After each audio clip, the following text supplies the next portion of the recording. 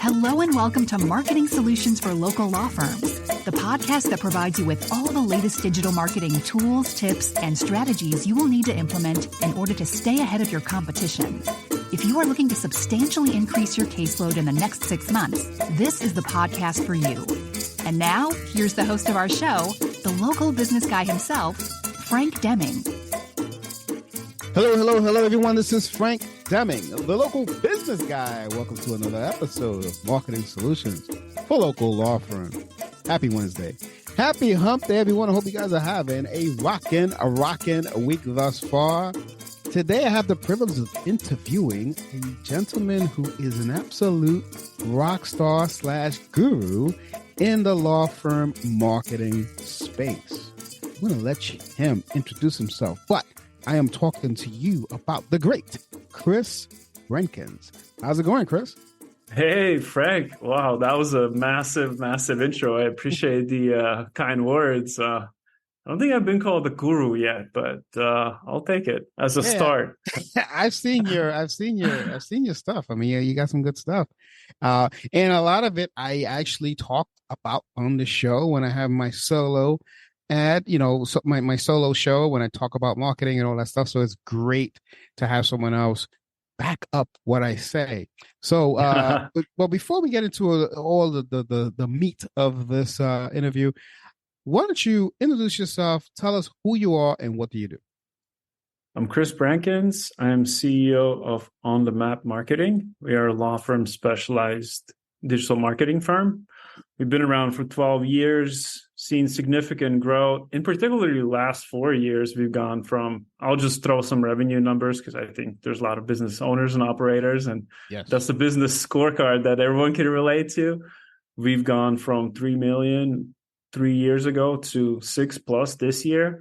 And a lot of that growth is contributed to great client success and great SEO we've done for ourselves. So it sort of goes hand to hand. And I like to tell that story because the same work we're doing for our clients, we're applying to our own website. So we're scaling our website's SEO tremendously. We're investing constantly. And that's the same thing we're selling and working with our clients. Like we're investing in their SEO for them to see their businesses grow.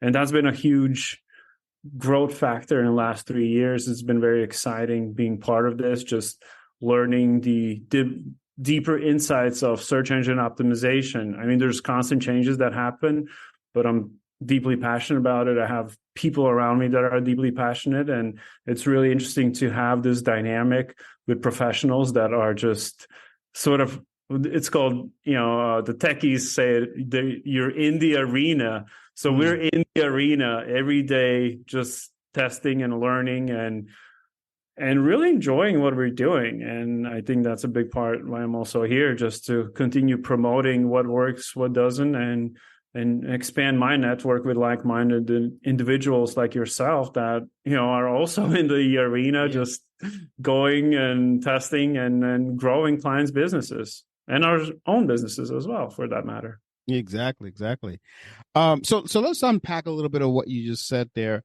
Mainly, so are you guys mainly a SEO shop, or do you do other types of marketing as well? We like to identify ourselves as local search marketing.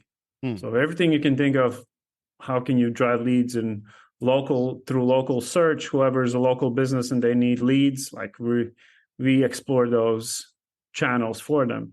But with that being said, our primary channel is SEO, and local SEO, particularly map listings, organic rankings, hence our name, On the Map. We were started with the idea of just placing attorneys in the map results, and that's back in the day when there was 12+ listings.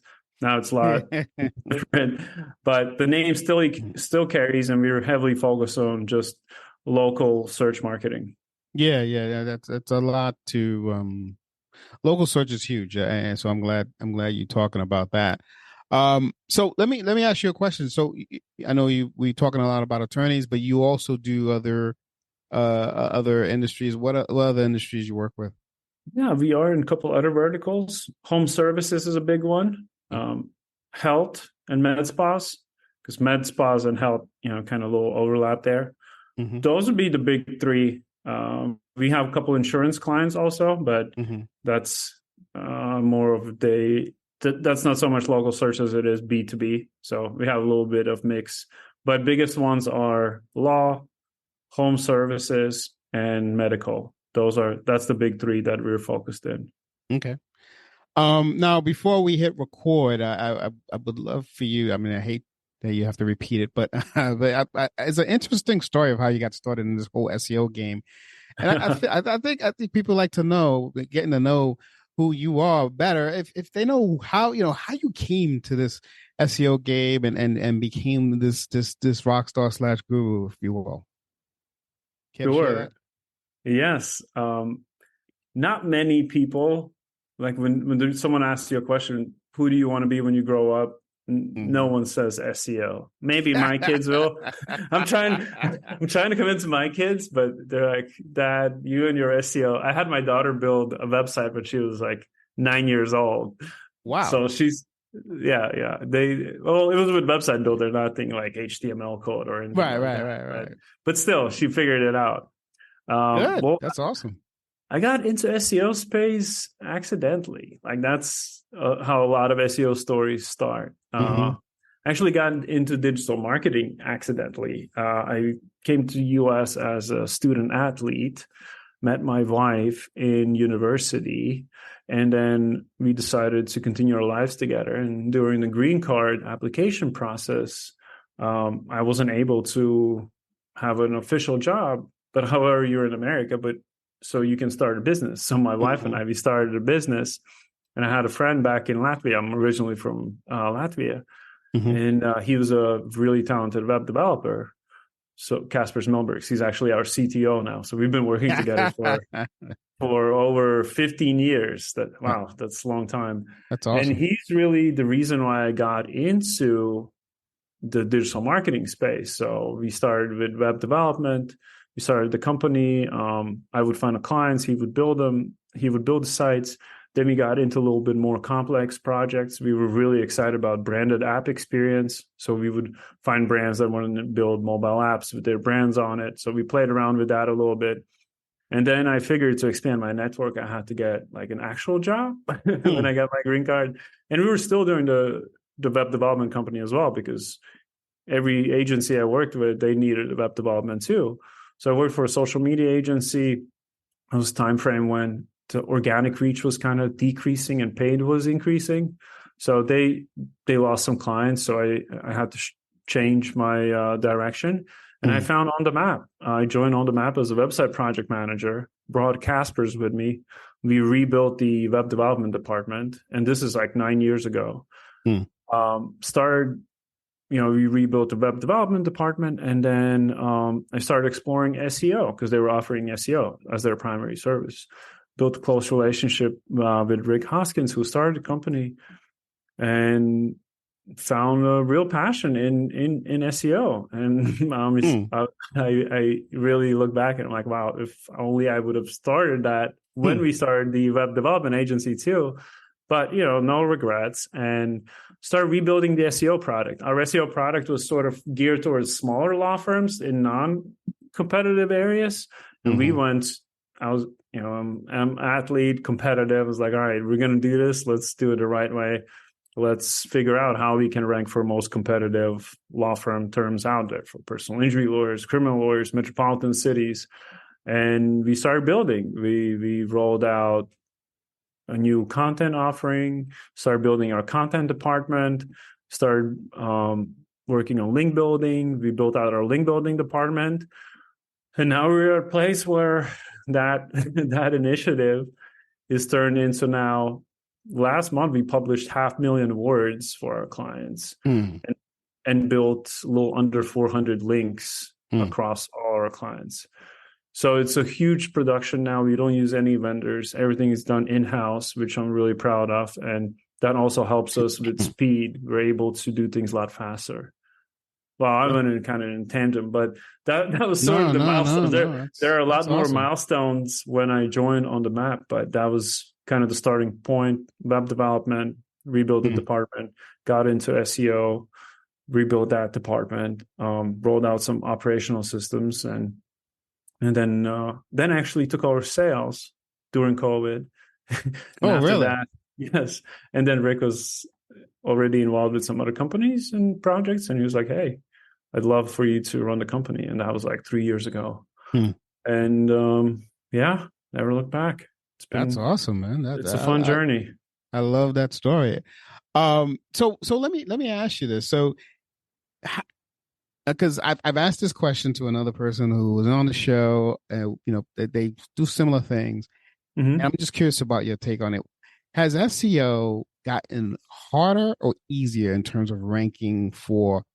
It's two-part question in ranking for cost for your customers, and B, is link building dead? We'll be back after a quick break. Hey guys, I hope you guys are enjoying today's content. While I have you on here, I want to introduce you to a promo that we have going on for the spring of 2024 for all legal practices throughout the U.S. I have an outstanding offer that we've never been able to offer before, but we want to do it because you have been an avid listener. We're only promoting this to people who listen to the show. So if you're an attorney and you are an avid listener to the show and you're thinking about possibly opening your own practice, you want to pay attention to this announcement. We are offering a full website with hosting, SSL certificate, online booking service, online appointment management, and more, and much, much more, with a 1-year maintenance, all for $2,250. That's $2,250 one-time fee, and you have a full-fledged website. If you want to know more about this, just give us a call at 888-416-7752 or send us an email at info@lbmsllc.com. Just make sure that you mentioned that you heard it on the show, and we'll definitely get you that discount. So with that, I'm going to bring you back to the content. Nice. Ranking is definitely getting harder. Is it Brand is because of playing. competition? Because of competition? I would say, well, the cliche, it depends. But let's talk about like ultra high competition phrases. For instance, car accident attorney Houston. Mm-hmm. If you don't have already well-known brand, that like Google is not going to let someone in that's not recognized there. Okay. Yeah. Before you could manipulate that with link building, like you could boost up your site with links maybe that are not as authoritative as, CNBC or Houston News or something that is very clear, high authoritative site. With that being the case, now the brand becomes a bigger factor. How well are you known in that community? How big is your Google profile presence? Do you have a lot of reviews? Are you on billboards? Are your brand being searched? So real life presence plays a big factor now to rank for these ultra high competition keywords. And that's where it becomes complicated when it comes to link building. So is link building dead? No, but link building has to be done more on strategic level to support the brand rather than just pure guest posts or links from unrelated sources. Those are not working anymore as much. The things that are becoming even more important, and this has always been the case with SEO, is the fundamentals. Like we are doubling down on fundamentals even more. And I've shared this tip before. Our SEO director, Victor Perez, he shared this with me. When you look at let's say you work with a law firm that has 3 or 4 attorneys in their group, you should be getting not just one directory link for like the partner, you should be getting every attorney maximum amount of directory profiles. So Google recognizes a lot more attorney names and they affiliate them with your website. And now you're getting 5 profile links per each attorney coming back to your site. So instead of just like 2 or 3 directory links, now you're getting 30, 40 because each attorney has 1 profile link and those get syndicated across several pages. So that's a nice little tip just to double down on the fundamentals itself that's already working. Yep. So I don't know if I answered your question. That was long-winded, but no, it answers the question. Yeah, because he was on the show, and so I won't say argue, but we debated back and forth because he was saying how link building was dead, and I was kind of challenging absolutely him. not. It's not dead. You just have to. It's more about you have to get relevance. Relevant links. Relevant links and the brand factor. Like you have to those links need to associate with your brand. It has to be of real information incorporated either in a news article, maybe you did a digital PR campaign and the research is being quoted and you're recognized as the source, like those type of things. Maybe going on podcasts and getting, maybe they're not as authoritative links as some of these random side guest posts, but at the same time, they're a lot more relevant and they're real links that will be seen by audiences, by real websites that are not link building farms. So people just need to think a lot broader now from the SEO perspective, also as like brand development perspective. And I think once you figure those things out, it starts clicking. It becomes easier. Oh, I'm going to shift gears a little bit here because one of your main focuses is on local SEO, meaning, on the map, hence the name of the business, right? Yes. So, one of the things that came up on one of my multiple discussions was, okay, so, all right, I'm on the map, but what, how do I scale those efforts? Because there are only 3 that can be in the top 3. And then they're like, a gazillion law firms around me. How can I scale those efforts? Like what's going to put me on one of those 3? Can you talk a little bit about that? Reviews. Not much to talk about. 1, proximity. Are you in the right place? 2, fundamentals. Make sure your profile looks super solid. Nice pictures, right categories, do the posts, Q&A questions, like just beef it up to every single detail possible on that profile. So when someone lands, they say, wow, this is a great law firm. I want to reach out to them. And the third factor is the reviews. There's no way of skipping that. There's no shortcut. If someone says, are the reviews dead? That's completely, the way we need links for the website. Google Business Profile rankings are so massively influenced by reviews.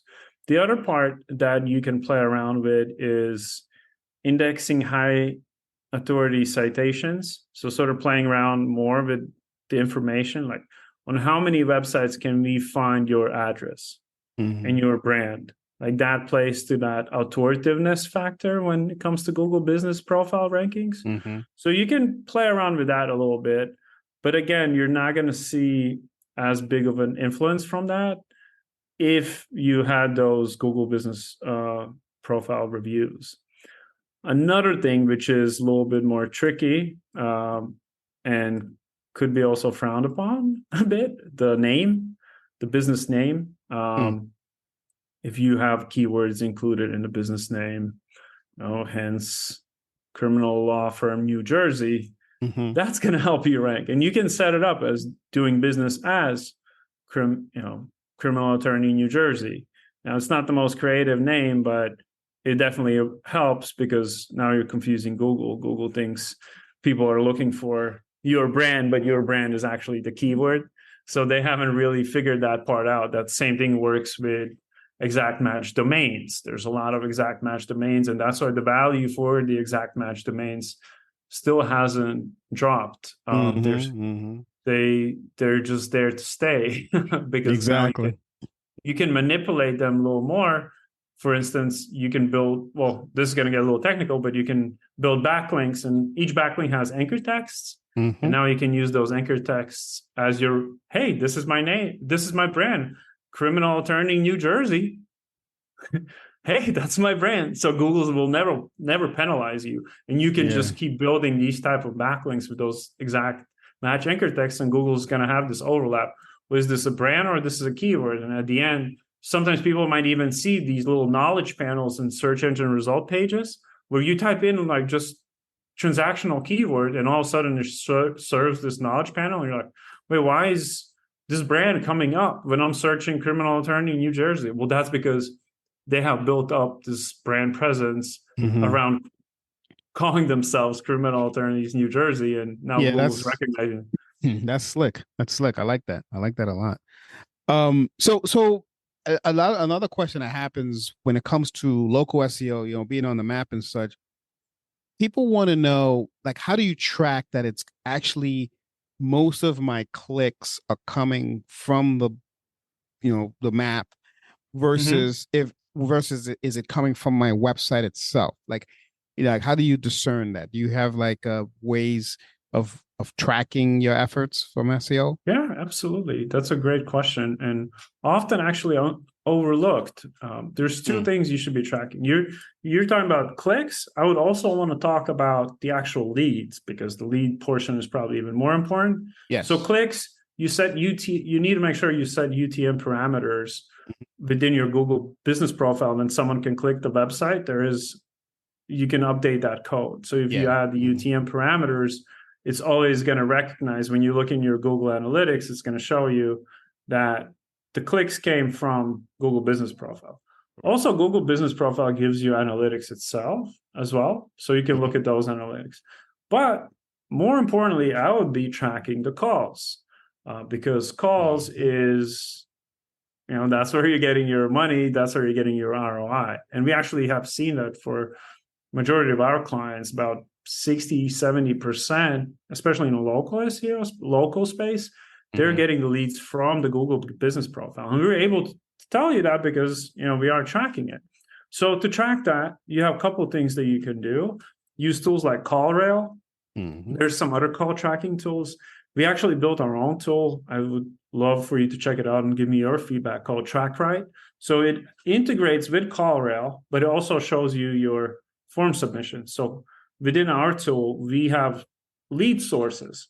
So once you set up your call tracking on Google Business Profile and your website, the call tracking tool is able to tell you where did the calls came from. And it tells you the source. Did it come from Google Business Profile, or did it come from just your organic rankings itself? Or maybe they just came directly to your website. They didn't even find you through a search query. They just put in criminalattorneynewjersey.com, and then that's how you got the lead. And that's sort of the brand presence factor, how you can measure it as well. Another thing I want to mention on tracking side, when it comes to Google Business Profiles, you should be tracking your map rankings. Let's say you are investing in efforts to rank in maps, and whether you're doing that with an agency or doing that yourself. Most successful attorneys I've met are pretty obsessed with marketing, and they're pretty decent level marketers themselves. So I think it would be very healthy for everyone to start tracking their Google Business Profile rankings. So let's say you put in that term, criminal attorney, and then there's tools like TrackRight, the one I mentioned. You can use something called GeoGrids. So GeoGrids show you your map rankings in 2-mile radius around your office. So why 2-mile radius? Because Google rolled out some time ago proximity algorithm update. I think it was called Possum. I don't know which one. There's one every day now. But this update influenced the Google Business Map rankings based on how close you are to the business. So, and a great example is pizza shops. Let's say I want to go to a pizza shop. I'm not going to go to the one that's 5 miles away from me. I'm going to go to the closest one. So there's one, 300 yards from me. So that's why Google, when it shows you map results, shows you the closest ones to you. And then they evaluate the reviews and the authoritativeness and other factors. So that's why if I'm in New York and I search for criminal attorney, I'm not going to get New Jersey attorneys because Google doesn't want to send me in traffic to drive over the bridge. That's why it's going to serve me the New York attorneys versus when I'm in New Jersey, regardless of where I live. Maybe at some point it gets us smart, like, oh, would you want to find an attorney closer by your home? Maybe that's something that's going to happen with search generative experience. But as of right now, it gives you the closest ones around you in roughly 2-mile radius. So that's why you want to start tracking how do you rank around that 2-mile radius. So GeoGrids, it's a grid that shows you for the respective keyword how you rank in each data point away from your office. So it can be as close as 0.5 mile all the way up to 2 miles. So it's really interesting. And then you can start playing around with that and hopefully see improvements if you're generating reviews and you're being active in your community, building your authoritativeness and doing other things. So that's a little, on the map tip. Yeah. No, the map is important. I mean, I primarily focus on paid ads because that's just how I built my business, and that's what I offer to my clients. But we talk to them also about having optimizing your Google My Business profile, and the importance of reviews. Now, a lot of them like the reviews on Avvo and all that kind of stuff, but which is good. You need reviews on Avvo, super lawyers, and all that, but you really want it on Google My Business if you want to focus on. Well, talking about paid ads, right? If they're running LSA ads, the reviews will help their LSA ad performance too, because the local service ads, I mean, it's sort of a mystery box, but it is known that reviews and proximity, similar as Google Map results, play a factor for LSA ads. So if 100%. If the law firm is playing in the paid ad space, which they definitely should, I'm a big believer in omni-channel marketing. You shouldn't just stick to one, just SEO or just PPC. I think nice variety is important because you don't know what happens. Google's going through antitrust issues. I don't think Google's going to get shut down, but you should have you should have some alternative marketing options. And I don't know, from my own testing, what we've done with our agency marketing, more channels I test, more leads we get, and I can get higher volume of leads in more steady growth rather than just saying, okay, I'm going to dump all budget in just one channel. Like SEO doesn't grow as fast versus like ads. Maybe I could, but ads can get pretty expensive when you go after some clicks, like in the space we are, like lawyer SEO cost. Oh yeah. It's like $80 per click. So unless you're going to drop a healthy mid 5 figures or more, which is doable, and maybe I don't have guts to do it yet, but that's the give or take here. I got to tell you something real funny. There was a time where we were running some ads for a personal injury attorney in New York, in Manhattan. Wow. And it was it was at a high period, it was actually $210 for the click. Wow. Was it personal injury space? Personal injury, yeah. But it was during a high period, which was in the middle of the day. Then at night it dropped down. So it's amazing their algorithm. Playing around with that algorithm is very important. So a lot of people don't understand that on the Oh yeah. I mean, it can be even more. It can even be more. Yeah. That's when I saw it.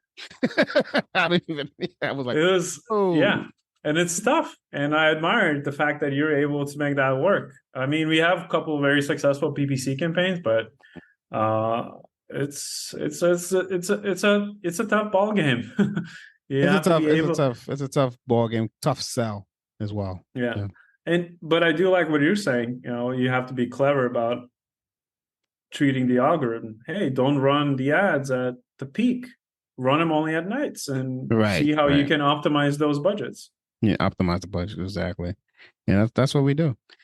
So you touched a little bit about what I'm about to ask you now. Earlier, you mentioned a competitive keyword, say like truck accident Houston or whatever. That's very, very competitive.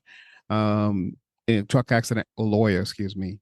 Houston, or Yeah. personal injury attorney Houston, or Mm-hmm. whatever. How do you, how can you help us navigate that? If someone really wants to rank for that, so I go to you, I'm a personal injury attorney in Dallas, Texas, and I say, hey, I want to rank for this keyword. I know it's hard. I've hired 50 million other agencies to do it. They keep telling me to stay away from it, but I really want to rank for it. What would you Yeah. do? Well, it comes down to your budget capabilities. SEO campaigns range from, in our agency, from 2,500 to 25,000. Mm. And that also reflects on overall firm's capabilities to invest in the brand, to appear in those search results, to come up in those search engine result pages you're talking about, like Dallas personal injury attorney. You will need to build a significant brand presence for Google to recognize you as one of the top personal injury attorneys under that keyword group. Google will not let someone in there that's not on sort of that same prominence level as already other law firms ranking. Because Right. Google's all, like, once Google establishes what the search engine result pages should be, it's hard to break into them if you're not similar to those other firms and attorneys that are ranking already. So if I see the potential that your law firm can replicate that, I will say, let's go all in. But same time, I will ask you, what about surrounding areas of Dallas? Because what we've done with some of these metropolitan cities is, at the end of the day, it's not about ranking in Dallas. It's about using Dallas as, hey, the highest search volume is for this click, so I think we can generate most business for you. But what people often overlook are surrounding areas. I don't know Dallas geography as well, but I'm sure there's a lot more smaller cities around Dallas. Or Yeah, there is. like when people say, "Oh, I'm in Miami," like, well, which part of Miami? Because Miami's huge. So same with New York, right? Long Island. So instead of going after New York in general, start thinking more in these subsections of the city. Which subset of the city I could go after, where maybe it's not as competitive, yet I will still get the gains of the overall Dallas population, and then optimize just for that subset. So let's say we use New York as an example. Maybe it's a subset of only Long Island. So I don't know specifically, again, the sets of Long Yeah, Island, but It could be Queens, it could be Brooklyn, there Staten you go. Island. So then you open office in Queens and you say, you know what, I have office in Queens, and now I'm going to compete more for Queens personal injury attorney rather than New York personal injury attorney. Because at the end of the day, in the highly populated areas, you still want to get those map results. So it's going to depend where your office is. So we're going to look at where your office is. Maybe we recommend you, hey, let's open up an office that's sort of low outskirts, but it's still heavily populated. And we know there's some search volume. And we know these supporting surrounding areas can drive you tons of business, while going after like middle center of Dallas will be a huge undertaking if you're starting from ground up. If you're there already, like page 2, and you're maybe position 10 in maps, let's go full on. We're going to get you ranking. Yeah. Like that's a fair battle. But if you're nowhere, we might say, hey, instead of going right in the middle of the city, why don't go a little outskirts and get you business from there? And it's a steady flow of business. Like nothing's wrong with that business. It's sort of this idea of like, oh, that's the holy grail, I need to go after that. But you can get a little more creative and explore more surrounding areas and get the map rankings there, and leverage sort of strategy that's not as apparent that everyone's going after. Take a little left turn there and develop your presence in more of a smaller surrounding area nearby Dallas. Yep. So you're basically instructing them to think outside the box. Oh yeah, we executed. We have clients that we have helped open offices for them. Some have opened like 2-3 offices, and then we rank the offices in the surrounding areas. Yeah. That's awesome. That's a different look into it. That's awesome. Well, and I Um, think and I think this is great for just any law practice in any practice area. Like if you mhm, don't have huge budgets, which, not it, like you have to start somewhere. The budgets don't just come from nowhere. Being really creative around where you're going to open your office, like mhm, really evaluate that and then work on those local map listings. Like that's that's where you're going to generate a lot of business. So it's not about ranking for Dallas personal injury attorney. It's more about finding that little pocket mhm, in your geo and going after that. mhm, mhm. Gotcha. Um, Nick, out of curiosity, now your firm, you said you've been with the firm for, did you say 7 or 8 years? 8, 8 years. almost. I think it might be already on the ninth one. Oh, awesome, awesome. You can't even count. That's how much fun you're Yeah, having. absolutely. So in those 8 years, 9 years almost, what would you say was the key factor to your success in helping these firms Mm, rank? okay. Just constantly testing things and never settling with the fact that Hmm. what we have is good enough. SEO changes all the time and Yeah. you just need to improve because it's so like we had a client who was ranking great. One of my biggest keywords that I ever ranked was Miami car accident attorney. And I will never forget that moment. I get a ranking report and it's just green arrows all over it, 50 positions, just up, up. And I thought that was a bug. I could not believe it. And just reading every keyword and every Mhm. car accident plus Miami term, we were number one. And I check it and we're there. And I couldn't stop the emotion. I called everyone and it was like 8 o'clock at night. Mhm. Yeah, yeah. but Those the wins are tactics, important. but the tactics implemented then are now outdated. Like that doesn't work. Like that same, that Yeah. you have to consistently innovate and improve. And that's a big part of SEO. And that's what we're here for. I'm very proud of the teams we built. And now, even more right now, we have brought in some extremely talented SEOs on our team. Some Mm. joined from other um, some join from SMB teams, some join from elite legal marketing. Like people who've been in the legal marketing space for 4+ years are now coming together in our Mhm. company, and that innovation they will put together is what I'm really excited about, especially with AI coming in. Just That, just a that lot of things that makes the space even more complicated, but at the same time also exciting because now there's more opportunities. that was Um, funny because that was my next question. Is how do you think AI is, talking about change? What's your take on AI? How is that going to help you? Is it going to hurt you? What's your take on that? from SEO perspectives, Yes. it goes back to the brand conversation. Mm. Like goes hand to hand with exact that answer. Like, oh, are links that? No, links are not that. But being a true brand is a lot more important, and that's what AI will be serving as well. Real brands. Search engine result pages are now starting to index your social media feeds. It's looking at how many followers you have. So now what the search generative experience is going to do is just going to create a lot more dynamic search results. So information from social media will matter because you might get in the search engine result pages feed from social media.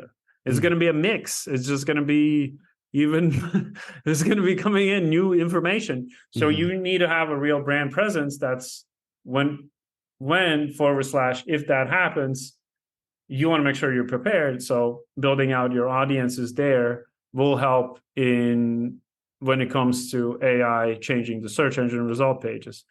Now, when it comes to our day to day, oh man, we're going to blow up some sites in a good sense. I'm Mhm. excited for my clients because with the same amount of money they're investing, we're going to be able to maybe in some cases even triple the content output. We're not just AI writing the content. We have in-house editors that are using AI to speed up the process, to bring down the costs in some cases. And it costs just for us internally. My goal is not to profit from now lowering the costs. My goal is to say, hey, if I was able to write 15,000 words of content, now I can do 45. Now my competitors will be left in dust because my client's site's keywords is just going to be blowing up. We're going to go from 5,000 keywords index to 15. We didn't talk a lot about like long tail phrases and blog articles and topical authority, but that's the type of stuff that we're going to be investing, and we are already investing in our client sites. There's one site where we're about to launch about 100,000 words of content in this same method. It's multi-location, so it makes sense. We can beef out different locations. Yeah. But that's what I'm excited about. And when it goes to some other things like automation, that's going to be great. Our CTO, my business partner, Kasper Milberg, this guy, he's been training AI bots now we have a little SaaS tool. So he trained an AI bot to answer all his support requests. So he's working now with our SEO director to develop automated on-site optimizations, task uploads, just making the SEO's life a lot more productive so they can spend time strategizing and finding new keywords to rank. So some of the services that you provide is blog writing as well? That's part of our SEO service offering. So you can. But on page? Yeah, on page. Let's say you're at our $5,000 retainer. So the primary two deliverables you receive is content writing and link building. Because for you to rank, let's say in highly competitive niches, you will need a deep content expertise in your website. Like 100%. For personal injury alone, you probably need 50 plus just fundamental pages that covers your practice areas and your sub-practice areas. And then you need to establish your topical expertise even deeper. And that's where we write supporting content. And so over time, your website becomes a Wikipedia of whichever practice area you are in whichever location. And that's where you see when you land on some of those really well-performing websites, you're just like, well, there's so much content. Well, that's part of why they're ranking. And that's part of our SEO offering. Awesome. No, the reason I asked is because I know some people who offer SEO, they offer guest post writing, but not on-page post writing. That's something that they don't offer. So just curious. That's awesome. Yeah. So it's 100%. You have a full service SEO. Absolutely. Yeah. Which is important. It's a dying breed, at least from what I've seen. Really? Yeah, a lot of people are not offering the on-page thing anymore. It's always some sort of a game, like they'll outsource it or whatever. But it's not part of their package anymore. Yeah. I don't know why, but that's what I've been seeing. Know how they rank the sites then. No, they do the guest post. That's how they do the link building. That's their whole strategy. So anyway, there you go. Which is important. Yeah, it's huge. Yeah, it's huge. Yeah, but there you go, folks. Here you go. There's a full service SEO company here. So what's next for you guys? I know you mentioned a few things that you're working on, like 2024. What are you guys hoping to accomplish? Well, we brought together an all-star law firm SEO team, and I want this department to heavily go into innovation, test new things with our clients, scale their websites, just really be on the forefront of law firm SEO, be one of the top companies, if not the top company. And I think with the group of people we have, we can be the top company to go to. You want to rank the most competitive term there in law firm niche, you come to us. And that's what people already do. But I want to establish that reputation even more. I want people to think of us when they think of law firm SEO, and that's it. And provide those results for our clients. Hey, you want to rank number one in Dallas, for personal injury terms? We're your team, and we don't hold back. Here's how you're going to do it. Exactly. So what's the website, Chris? onthemap.com. Onthemap.com. All right, I'll put that on the show notes so people can check it out. I'll also connect your LinkedIn, if that's okay with you, on the show notes, so people can reach out and to get to know you a little bit better. I know you're a busy guy, but before I let you go, let me ask you one last question. Is there anything I did not ask you that you think will benefit the audience? No, you touched on all the topics, but I do have a farewell message, and it is believe in map rankings. I love that. Even if you don't hire an SEO agency, and honestly, I think you shouldn't hire an SEO agency before you have tried to do things yourself. Learn a little bit. So it's easier to manage that relationship with the agency or whoever is the person working with you. Because if you're completely unfamiliar with these terms and things we actually talked about today, it will be really tough, because all you're going to look at is your P&L, and you're going to say, well, I'm spending this and I don't even know where the leads are coming from. Are they coming from? And why are they not coming? And what's my ROI? You're just going to feel like you're dumping money. Get a little bit success, see yourself ranking in maps, get a little bit calls flowing in, start working on your reviews, because reviews still going to come from the law firm. So if there's anything you start doing today, is start generating reviews and fix your map listing, and then start thinking about, all right, what else can I do to scale this marketing effort? Yep. The fundamentals. That's key. Thanks for including that as we part ways here. Again, this has been really, really great. I'm glad. I'm happy that we were able to put this together. It took a little time. I know. But because I know you're very busy and you have commitments and stuff like that. So, but I'm glad you were able to come anyway, and you were able to enlighten the audience.